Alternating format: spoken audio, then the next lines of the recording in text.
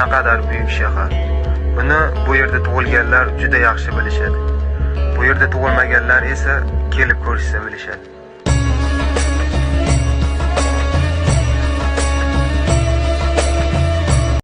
Allohga ishlarni topshirgan, Allohga ishini tavakkul qilgan banda hayotda beli tolmay yashaydi.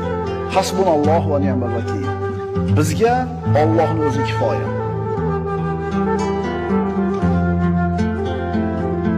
Qo'qonliklar bormi?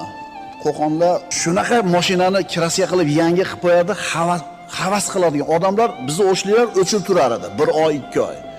O'shda ham ustalar bor edi, lekin u dengilda emasda, u darajada emas edi. O'shuning uchun kutardi. Qo'qonga olib boradi, necha 100 kilometr? 100 kilometr bormi? Ha. Nimaga olib borib kutardi desa, zo'rdi-da ishi.